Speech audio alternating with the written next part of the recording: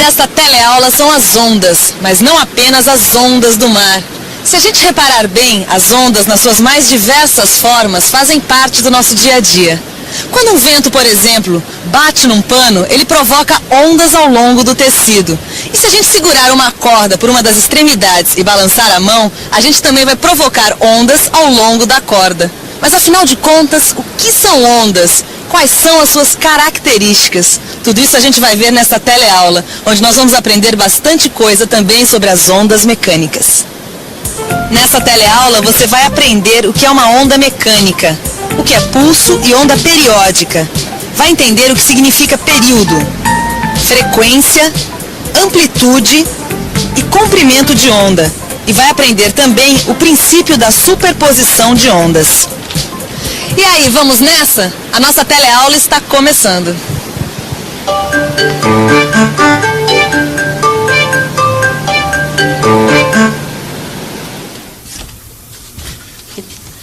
Naufrágio. Várias pessoas estavam na embarcação que ficou 2 dias à deriva a 5 quilômetros da costa. Puxa vida, já tão perto da costa. As equipes de resgate não conseguiam se aproximar por causa das grandes ondas de até 10 metros de altura. Puxa, eu fico aqui pensando, com tantas ondas, eles não deviam ter vindo parar aqui na praia?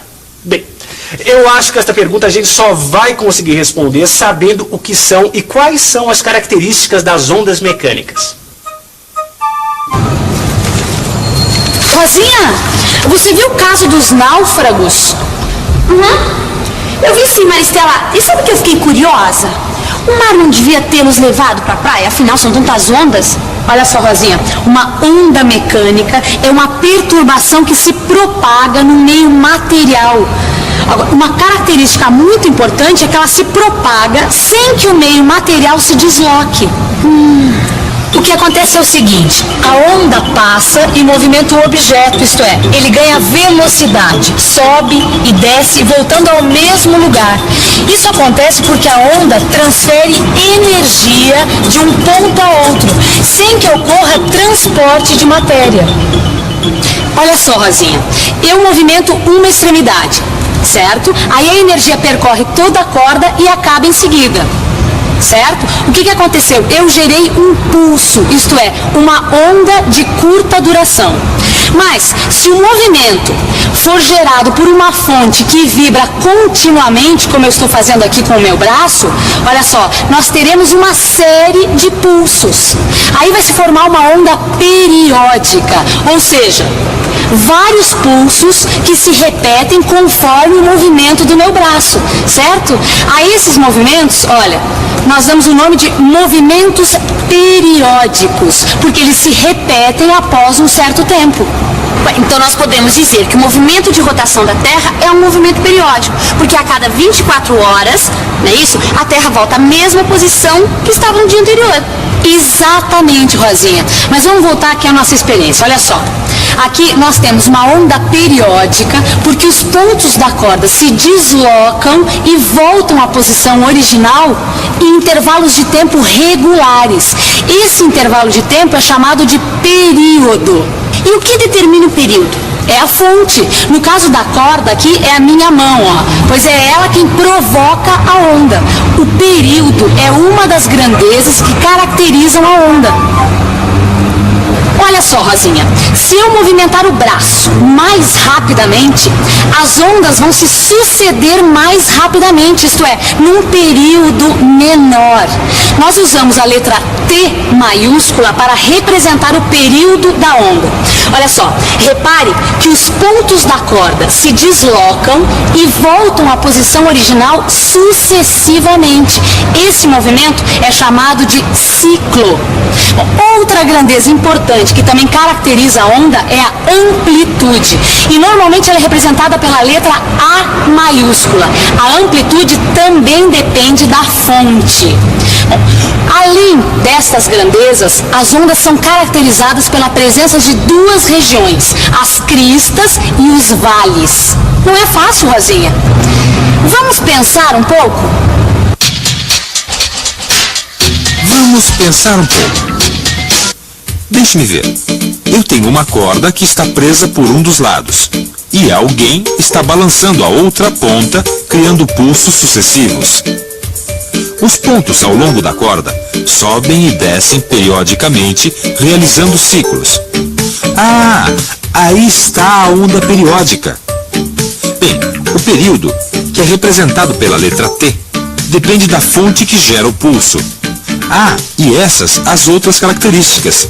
A crista, bem no alto da onda, o vale, no fundo. E a distância entre a posição de equilíbrio e o fundo do vale ou o topo da crista recebe o nome de amplitude e é representada pela letra A.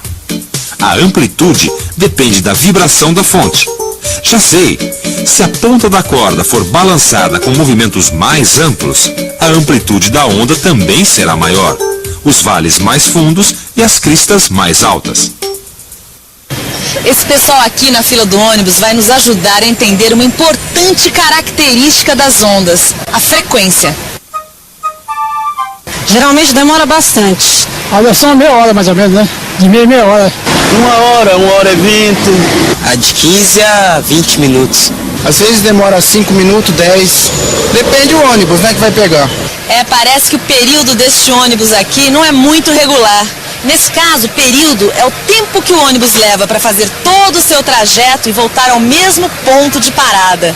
Vamos supor que este ônibus tivesse um período certo e passasse a cada 2 horas. Aí seria bem fácil a gente determinar a sua frequência. Imagine que o período do ônibus é de 2 horas e que ele circula dia e noite sem parar, isto é, durante 24 horas. Para descobrir sua frequência, temos que fazer o seguinte cálculo: 24 dividido por 2, para saber o número de voltas que ele dá num dia. Isso dá 12 voltas, ou ciclos por dia, que é o mesmo que 12 voltas em 24 horas. Portanto, simplificando esses números, obtemos uma volta a cada 2 horas. Isso é o mesmo que dizer meia volta por hora. Assim, acabamos de obter a frequência do ônibus, que nada mais é que o número de voltas numa unidade de tempo, que nesse caso é a hora. Lembre-se que o período de um ônibus é de 2 horas e sua frequência 1/2. Note que uma é o inverso da outra. Portanto, a frequência é o inverso do período, ou o período é o inverso da frequência. O que as ondas têm a ver com tudo isso? É simples. Suponha que esse ponto aqui sobe e desce 4 vezes a cada segundo. Portanto, ele completa 4 ciclos a cada segundo. A essa unidade, ciclo por segundo, nós damos o nome de Hertz, e ela é uma unidade de frequência. Portanto, a frequência desse ponto é de 4 Hertz. Isso já está claro.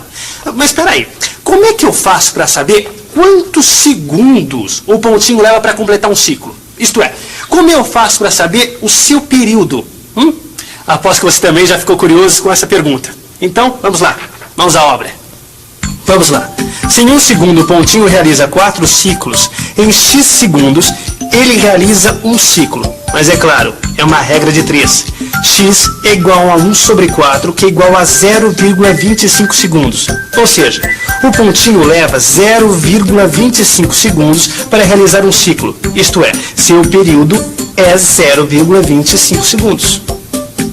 Bom, Rosinha, agora que você já sabe que a onda periódica é formada por vários pulsos que se sucedem, nós vamos discutir a velocidade de propagação.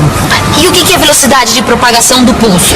A velocidade de propagação é a distância que o pulso percorre num certo intervalo de tempo.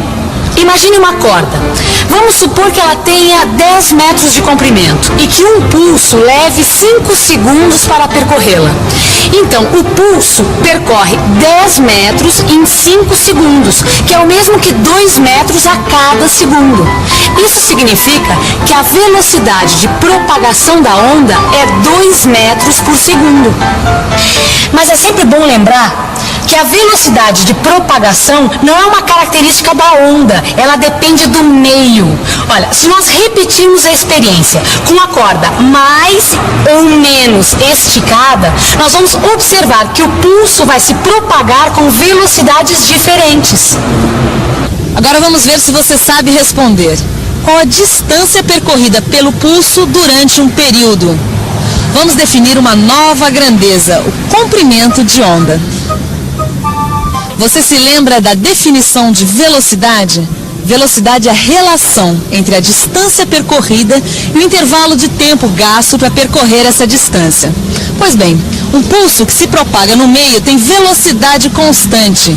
Então, a distância percorrida num período também é constante. A essa distância nós damos o nome de comprimento de onda e ela é representada por uma letra grega, lambda, essa aqui, ó. Agora, a definição de velocidade do pulso é esta aqui, que é a lambda, que é a distância percorrida, sobre t, que é o período. Vamos usar o mesmo exemplo que nós já usamos para descobrir a velocidade de propagação do pulso. É uma corda de 10 metros de comprimento e uma onda que leva 5 segundos para percorrê-la. A velocidade de propagação a gente já conhece, é 2 metros por segundo.